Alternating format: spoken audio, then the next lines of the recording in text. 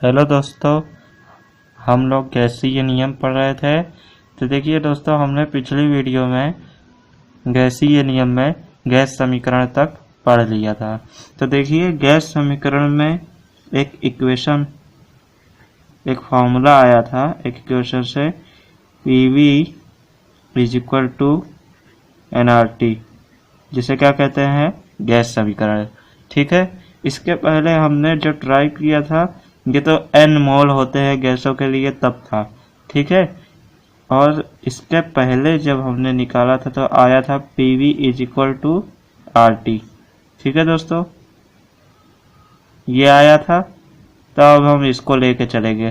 तो देखिए, हम मान लेते हैं यदि गैस का ताप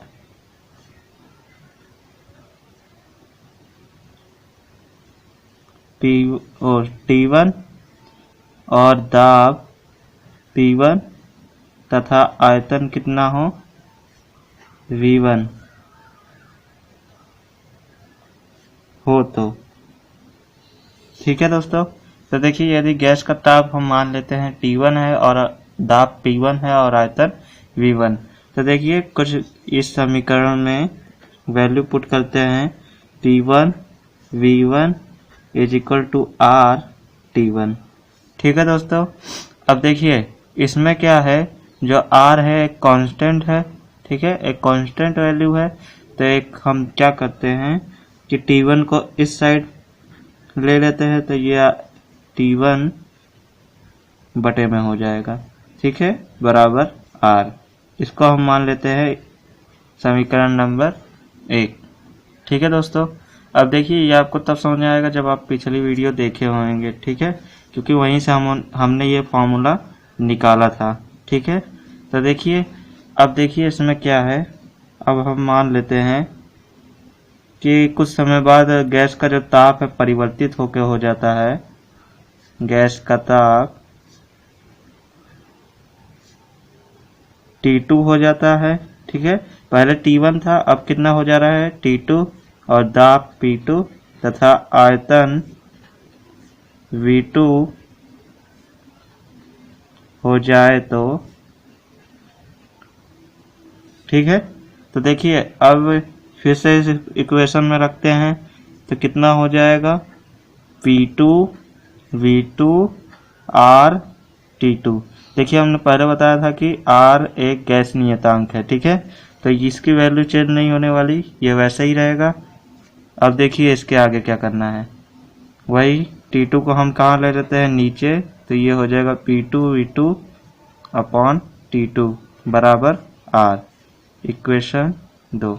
ठीक है, तो ये हो गया हमारा समीकरण नंबर 2। अब देखिए हम क्या कर लेते हैं। देखिए समीकरण 1 में P1 V1 upon T1 is equal to भी R है।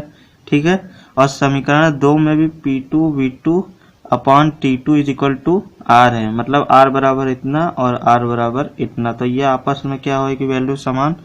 तो हम क्या ले लेते हैं, समीकरण 1 तथा 2 से तुलना कर लेते हैं। ठीक है, तो 1 और 2 से तुलना करने पे आ जाएगा P1 V1 upon T1 is equal to P2 V2 upon T2। ठीक है, तो हमारा ये एक फॉर्मूला ट्राई हो गया।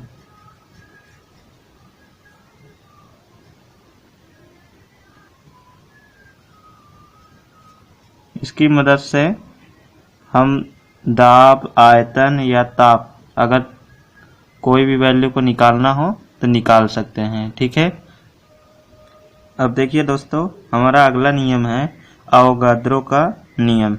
देखिए इसमें क्या है कि इस नियम के अनुसार देखिए इसमें क्या कहते हैं, निश्चित ताप व दाब पर। ठीक है दोस्तों, ताप और दाब क्या होना चाहिए, निश्चित। ठीक है, पर किसी गैस का आयतन गैस के मोलों की संख्या के समानुपाती होता है। ठीक है दोस्तों, मतलब जो गैस का आयतन होगा किसी निश्चित ताप और दाब पर, वो उसमें उपस्थित उस गैस के मोलों की संख्या के क्या होगा, अनुक्रमानुपाती या समानुपाती।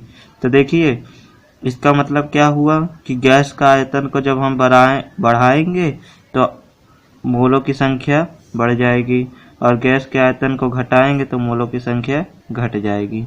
ठीक है दोस्तों, तो इस प्रकार से हम इसको समझ सकते हैं। अब देखिए ये तो हो गया V प्रोपोर्शनल N, ठीक है, ये हो गया अवोगाद्रो का नियम। अब देखिए इसका हम कुछ यूजेस निकाल लेते हैं, इसके कुछ एप्लीकेशन देख लेते हैं। तो देखिए हम लोग पहले हम मान लेते हैं यदि गैस का आयतन V1 तथा जो गैस के मोल हैं वो N1 हो तो, ठीक है दोस्तों, गैस का आयतन कितना होना चाहिए V1 और गैस के मोल N1। तो हमारा ये जो है इसमें अगर अवोगाद्रो के नियम से देखें तो ये कुछ इस प्रकार चेंज होके हो जाएगा ना। और देखिए ये जब अनुक्रमानुपाती का चिन्ह हटता है तो एक कांस्टेंट आ जाता है, हमने पहले ही बताया था। तो ये क्या हो जाएगा V1 बराबर मान लेते हैं के कांस्टेंट, ठीक, कैसे हम इसको प्रदर्शित करते हैं, और ये N1, इसको हम मान लेते हैं समीकरण नंबर 1। अब देखिए दोस्तों इसी प्रकार यदि जो गैस का आयतन है उसको अगर बदल दिया जाए, आयतन हो जाता है गैस का आयतन कितना हो जाएगा V2 और तथा गैस के मोल N2 हो तो, ठीक है। तो देखिए तब क्या हो जाएगा उस कंडीशन में, तो ये वाला जो अवोगाद्रो का नियम है कुछ इस प्रकार हो जाएगा, ठीक है, अवोगाद्रो के नियम से। तो ये देखिए V2 और जब प्रोपोर्शनल का साइन हटेगा तो एक कांस्टेंट आ जाएगा K और ये N2, ठीक है, इसको हम मान लेते हैं समीकरण नंबर 2। अब देखिए हम समीकरण 1 भागे समीकरण 2 करेंगे। तो देखिए क्या लिखेंगे, समीकरण 1 भागे समीकरण 2 करने से, ठीक है।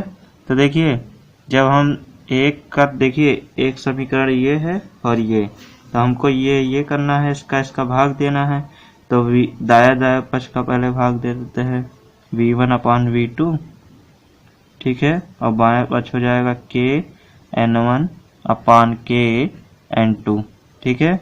अब देखिए यहाँ पे K और K सेम है तो ये कैंसिल हो जाएगा और ये जो फॉर्मूला आ जाएगा V1/V2 is equal to N1/N2। देखिए ये एक फॉर्मूला आ गया, ठीक है।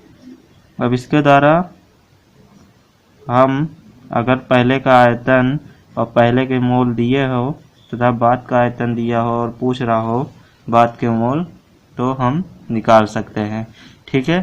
तो इस प्रकार से हम किसी चारों में से किसी एक को ज्ञात कर सकते हैं अगर 3 वैल्यू दी हुई है, ठीक है। अब देखिए इसी फॉर्मूले में हम एक चीज देखते हैं। देखिए हमारा फॉर्मूला आया V1/V2 is equal to N1/N2। तो देखिए यदि हम मान लेते हैं कि जो गैस का आयतन है वो पहले और बाद की कंडीशन में सेम है, मतलब जितना पहले था उतना ही बाद में है, तो क्या हो जाएगा V1 is equal to V2, ठीक है। और ये दोनों को हम मान लेते हैं कि आयतन V1 is equal to V2 बराबर V, मतलब V1 1 लीटर है तो V2 भी कितना है 1 लीटर।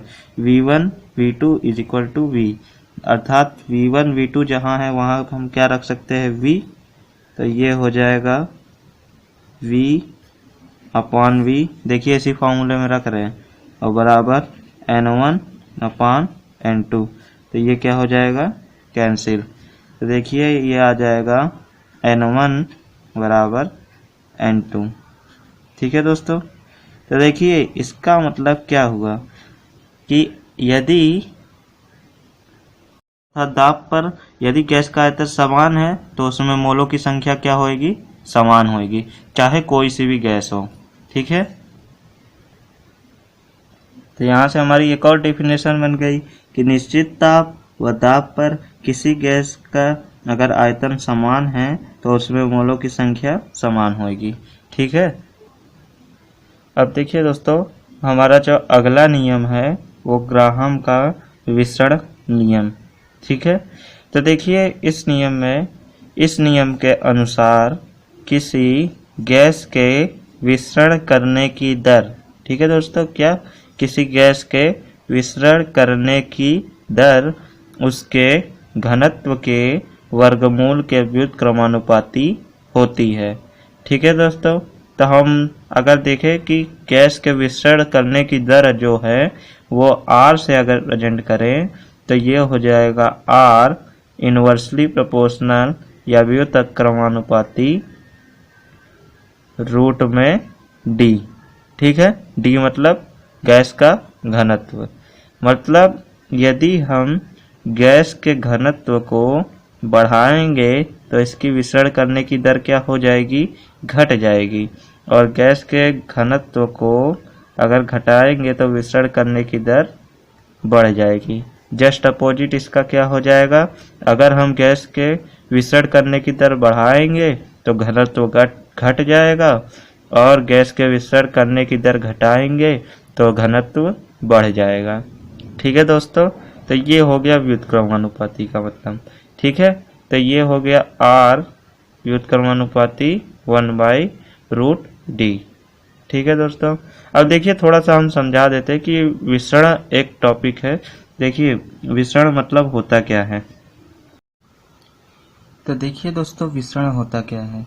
विसरण मतलब होता है कि वह प्रक्रिया जिसमें दो या दो से अधिक पदार्थ स्वतः एक दूसरे से मिलकर समान मिश्रण बनाते हैं। ठीक है दोस्तों, अगर दो या दो से अधिक पदार्थ स्वतः मतलब नेचुरली अपने से ही मिल जाते हैं और मिलकर कैसा मिश्रण बना लेते हैं, समान मिश्रण, तो उसे हम क्या कहेंगे, विसरण। ठीक है, जैसे हम मान लेते हैं कि देखिए हम अगरबत्ती जलाते हैं। ठीक है, तो जो अगरबत्ती देखिए हम लोग गैसेस पढ़ रहे हैं, तो अगरबत्ती का धुआं क्या होगा, एक गैस फॉर्म में। ठीक, तो देखिए जो अगरबत्ती का जो धुआं होता है वो वायुमंडल में उपस्थित गैसेस से क्या हो जाता है, स्वतः ही नेचुरली ही मिल जाता है। ठीक है, और मिलकर कैसा मिश्रण बना लेता है, एक समान मिश्रण। अब देखिए दोस्तों, अब हम ग्राहम के विसरण नियम से देखते हैं कि यदि मान लेते हैं, यदि गैस के विसरण की जो दर है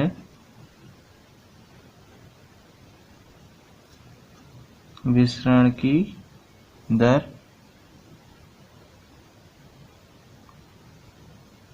R1 तथा घनत्व D1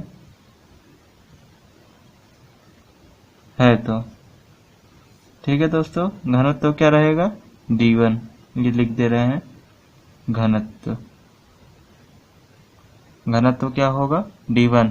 अब देखिए R1 उसका गैस का विसरण करने की दर और घनत्व D1, तो देखिए ग्राहम के नियम से क्या हो जाएगा, R1 इनवर्सली प्रोपोर्शनल रूट में D1। ठीक है, अब देखिए ये इनवर्सली प्रोपोर्शनल का जब साइन हटेगा तो ये क्या आ जाता है, कांस्टेंट, तो ये हो गया K अपॉन में रूट में D1। ठीक है दोस्तों, अब देखिए इसको हम मान लेते हैं समीकरण नंबर 1। अब देखिए यदि जो गैस के विसरण करने की जो दर है, देखिए अब ये एक गैस हो गई, चाहे वही गैस का ले लेते हैं या कोई अलग गैस का भी। ठीक है, तो देखिए तो जो दूसरी गैस है, मान लेते दूसरी है, तो ये जो गैस के विसरण करने की दूसरी गैस के विसरण करने की दर कितनी है मान लेते हैं dR2, ठीक है, और तथा घनत्व तो क्या है D2 है, तो ठीक है। तो देखिए D2 है, तो अब देखिए इसमें क्या हो जाएगा, फिर से ग्राहम का हम विसरण का नियम लगाते हैं, तो क्या हो जाएगा R2 इनवर्सली प्रोपोर्शनल रूट में D2, ठीक है। अब देखिए जब ये प्रोपोर्शनल का साइन हटेगा तो क्या आ जाएगा, R2 बराबर एक कांस्टेंट आ जाएगा K और रूट में D2। इसको हम मान लेते हैं समीकरण नंबर 2, ठीक है। अब देखिए क्या करना है, अब देखिए हम लोग समीकरण 1/2 कर देते हैं। तो देखिए समीकरण लिख देते हैं, समीकरण 1/2 से, ठीक है दोस्तों, इतना समझ में आया। अब देखिए जब हम 1 का भाग समीकरण 1 ये रहा और समीकरण 2 ये रहा, ये दोनों का भाग कर लेते हैं। तो देखिए दायां पक्ष का पहले भाग कर लेते हैं R1/R2 और ये हो जाएगा K रूट में D1, ठीक है, और बटे में K रूट में D2, ठीक है। अब देखिए यही जो है इसको जब हम चेंज कर देंगे, ये देखिए D2 जो है ये कहाँ चला जाएगा, ऊपर K के पास। जब इसको पलटेंगे तो ये जो D2 है वो चला जाएगा ये K के पास, और ये जो K है इसका गुणा किससे हो जाएगा, D1 के साथ। तो देखिए ये कैसे हो जाएगा, ये बदल के हो जाएगा R1/R2 बराबर K इंटू रूट में D2 अपॉन कितना हो जाएगा, K इंटू रूट में D1, ठीक है। अब देखिए ये भी K और ये भी K, तो ये भाग में है तो क्या हो जाएगा, कैंसिल। तो देखिए क्या आ जाएगा हमारा R1 upon R2 is equal to हो जाएगा रूट में D2 अपॉन रूट में D1, ठीक है। तो ये हमारा एक फॉर्मूला आ गया,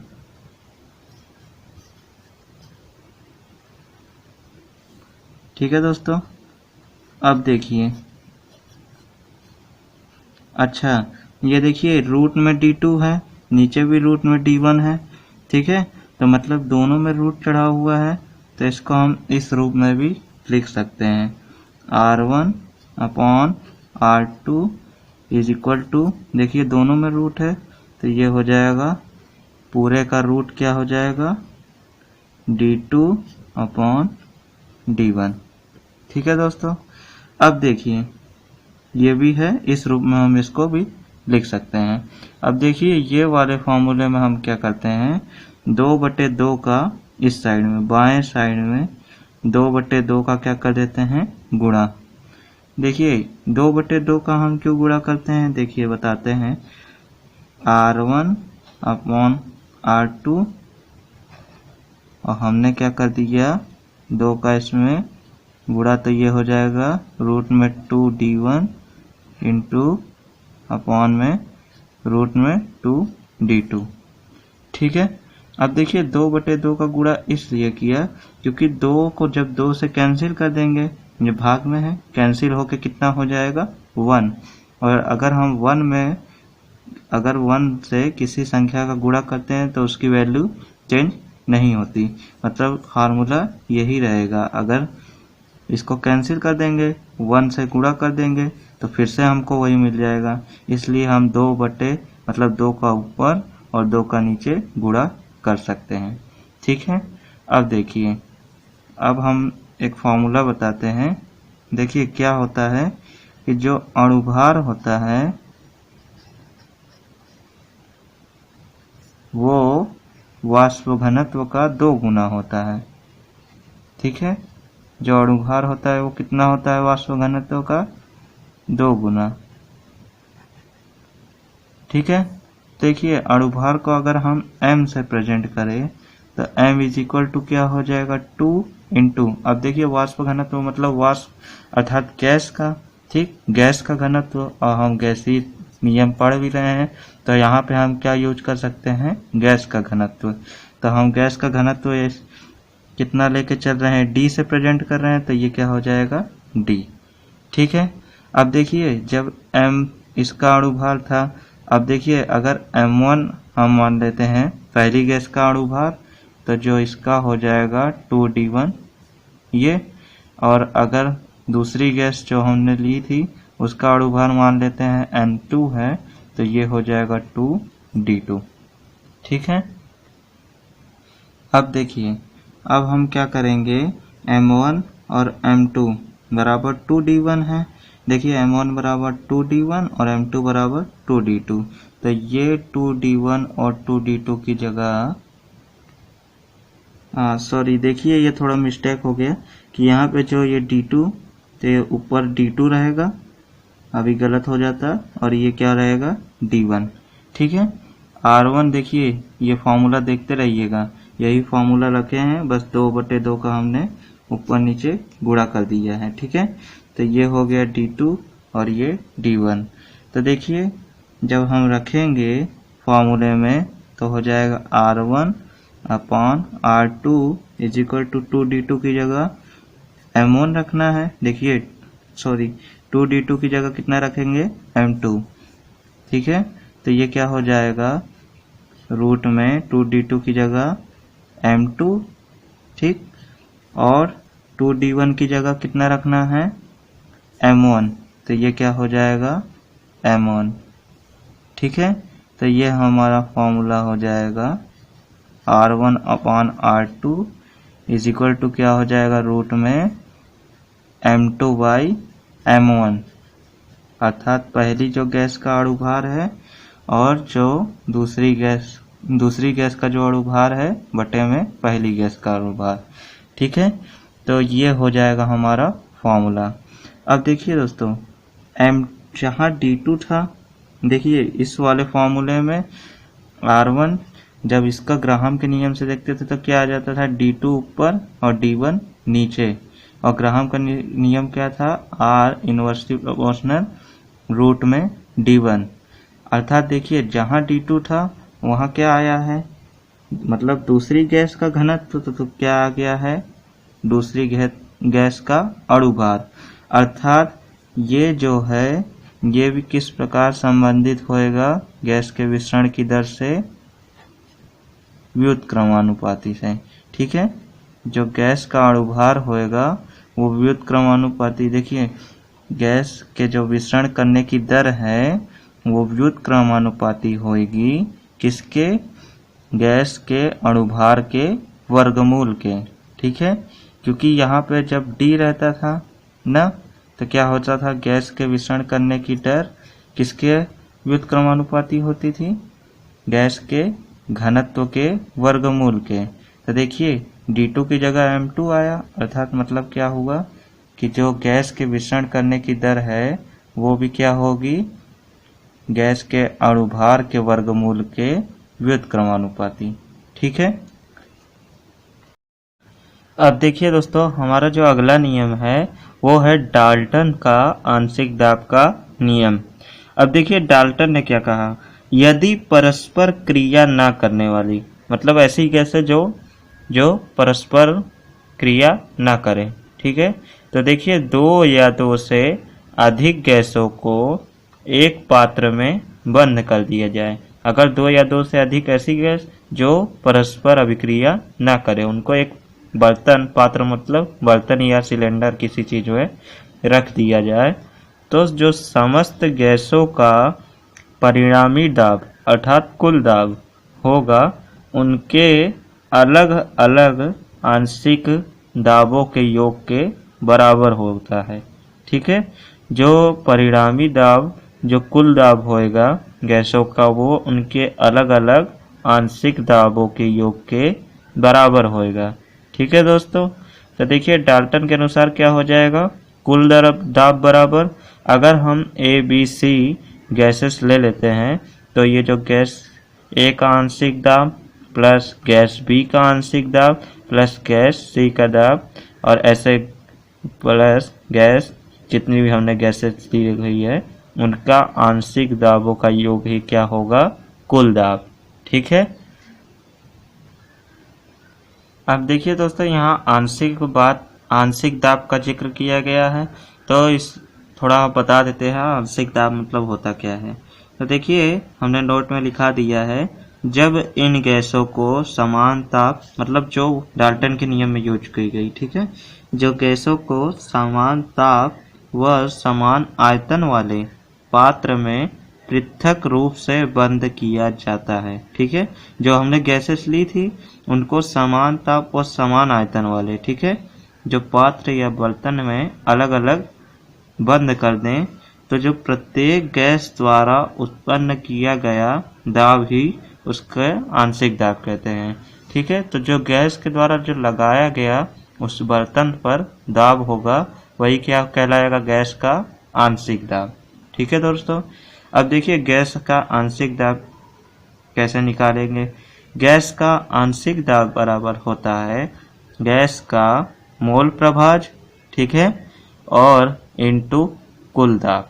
ठीक है, जो जिस बर्तन में रखा गया उसका क्या होना चाहिए, कुल दाब। मतलब अगर काफ़ी गैसेस रखी गई हैं तो गैस का जो आंशिक दाब जिस गैस का हमको निकालना है और उस गैस का मोल प्रभाज गुणे उस कुल दाब।